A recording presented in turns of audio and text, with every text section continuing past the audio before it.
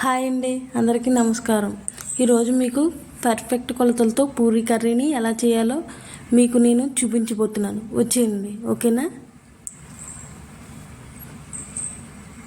ఇదిగోండి, మనకి పూరీ కర్రీకి టమాటో, ఆలు, పచ్చిమిర్చి, క్యారెట్, అల్లం, ఆనియన్స్. ఈ టమాటో ముక్క చిన్న ముక్క చాలండి, చిన్న సైజు ముక్క చాలు అనమాట. వీటన్నిటిని మనం చాప్ చేసేసుకుందాం, ఓకేనా? ఇదిగోండి, మనం చాప్ చేసుకున్నాం కదా, మనం అన్నిటినీ ఒకే సైజు కోసుకోవాలండి.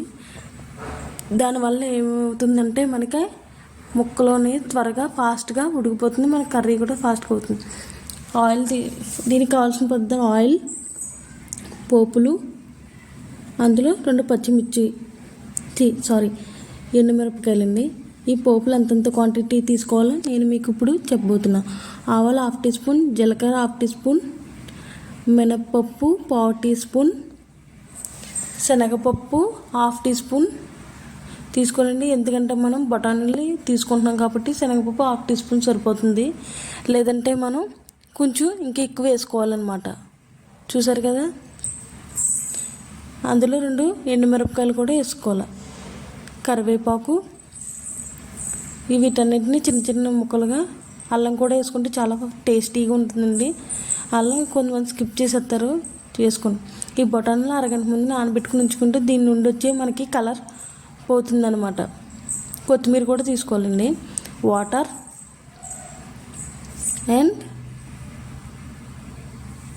ఈ 2 టేబుల్ స్పూన్ శనగపిండి తీసుకుని దాంట్లో మనం వాటర్ వేసుకుని లంప్స్ లేకుండా కలుపుకోవాలండి. తర్వాత మనం కర్రీ చేసేసుకుందాం. దీనికి ఫస్ట్ స్టవ్ ఆన్ చేసి పెనం పెట్టి ఇందులో మనం ముందుగా తీసుకున్న ఆయిల్ వేసుకుందామండి. ఈ ఆయిల్ వేసుకుని కొంచెం ఈ ఆయిల్ వేసేసుకున్న తర్వాత కొంచెం మరిగిన తర్వాత ఇందులో పోపులు వేసేసుకుందామండి. నేను ఫస్ట్ ఎండుమిరకాయలు వేసేసాను, మీరు అలా వేయకండి, ఎందుకంటే నల్లగా అయిపోతే ఫస్ట్లో వేసేస్తే. నేను మర్చిపోయి వేసేసాను, మీరు వేయకండి అలా. తర్వాత కరివేపాకు, వీటిని అన్నింటినీ ఒకసారి కలుపుకున్న తర్వాత మనం దాకా కోసి పెట్టుకున్నాం కదా, వీటన్నిటిని 1 బై 1 ఒకదాని తర్వాత ఒకటి వేసేసుకోండి. తర్వాత పచ్చిమిర్చి వేసేసుకుందాం. చూసారు కదా నా ఎండుమిరకాయలు ఎంత నల్లగా అయిపోయాయో, మీరు అలా వేయకండి. తర్వాత ఆనియన్స్ వేసేసుకుందాం. ఆనియన్స్ కొంచెం దోరగా వేగనిద్దామండి. కొంచెం ఆనియన్స్ మరీ మెత్తగా వేగనివ్వద్దు, ఎర్రగాన మీడియం. తర్వాత ఇందులో కొంచెం కలుపుద్దాం. తర్వాత అల్లం ముక్కలు, క్యారెట్ వేసేసుకుందాం. తర్వాత టమాటో కూడా వేసేసుకుందామండి. అల్లం ముక్కలు, టమాటో కూడా వేసేసుకుందాం. తర్వాత ఆలు, ఇవి కూడా వేసేసుకుందాం. వీటన్నిటిని బాగా కలిపిన తర్వాత కొంచెం దోరగా వేగనిద్దామండి. తర్వాత బఠానీ, ఇవి కూడా వేసేసుకుని మొత్తం వీటన్నిటిని వెజిటేబుల్స్ అన్నిటినీ కొంచెం దోరగా వేపి కుక్ చేసుకుందాం. ఇది కొంచెం ఆయిల్లో వేగడం వల్ల మనకి కొంచెం కర్రీ టేస్ట్గా ఉంటుందండి. తర్వాత ఇది వేగిన తర్వాత ఇందులో కొంచెం వాటర్ వేసుకుందాం. ఇందాక మనం వాటర్ తీసుకున్నాం కదా, ఆ వాటర్ కూడా ఇందులో ఎంత క్వాంటిటీ కావాలో అంత క్వాంటిటీ వేసుకుందాం. వేసుకున్న తర్వాత ఒకసారి బాగా కలుపుకుందామండి.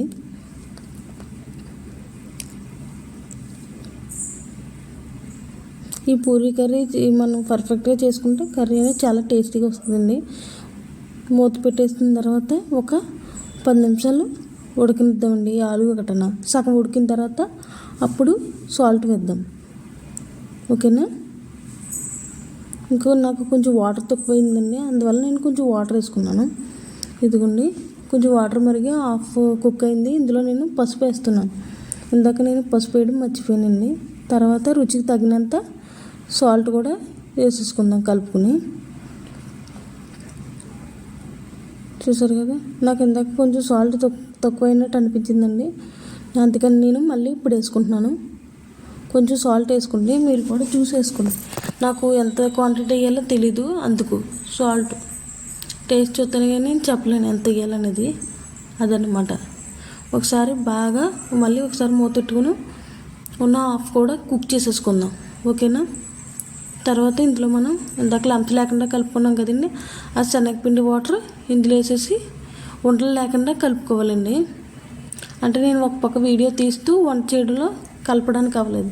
ఒక చేత్తో మొబైల్, ఒక చేత్తో శనగపిండి వాటర్ ఉండడం వల్ల మనకి బాగా చిక్కగా కావాలంటే కొంచెం వాటర్ తక్కువ వేసుకోవాలా, కొంచెం చిక్కగా కాదు పలుచగా కాదు కావాలంటే కొంచెం మీడియం వాటర్ వేసుకోవాలా. మరి పలుచగా అయితే మనకి చట్నీ లాగా ఉంటుందండి, పూరీకి అంటుకోదు అనమాట కర్రీ అనేది.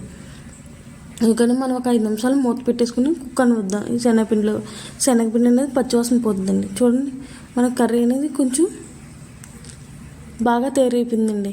తర్వాత మనం లాస్ట్లో కొత్తిమీర వేసేసుకుని ఒకసారి కలిపేసుకుని, చూసారు కదా కలిపేసుకున్నాం కదా, స్టవ్ అనేది ఆఫ్ చేసేద్దామండి. ఓకేనా, మనకి పర్ఫెక్ట్ కొలతలతో ఇలా పూరీ కర్రీ చేసుకుని తింటే చాలా బాగుంటుందండి. తర్వాత మనం ఒక ప్లేట్లో సర్వ్ చేసుకుని టేస్ట్ చూసి చెప్పేద్దాం. చూసారు కదా పూరీ కర్రీ మనకి ఎలాగొచ్చిందో, ఈసారి టేస్ట్ చేసేద్దాం. ఓకేనా, మీరు కూడా ఇలా చేసుకుని ఎలా ఉందో నాకు కామెంట్ సెక్షన్లో కామెంట్ పెట్టండి. ఓకేనా, మీకు ఇంకా మంచి మంచి వంటలు కావాలంటే నాకు కామెంట్ సెక్షన్లో పెట్టండి, తయారు చేసి చూపిస్తాను. చాలా బాగుందండి పూరీ కర్రీ కూడా నాకు చాలా బాగా నచ్చింది. ఓకేనా, మీకు ఈ బ్లాగ్ నచ్చినట్లయితే లైక్ చేసి షేర్ చేసి సబ్స్క్రైబ్ చేయండి. కొంచెం రాంబాబు గారు అమ్మాయి ఛానల్కి సపోర్ట్ చేయండి. Thank you.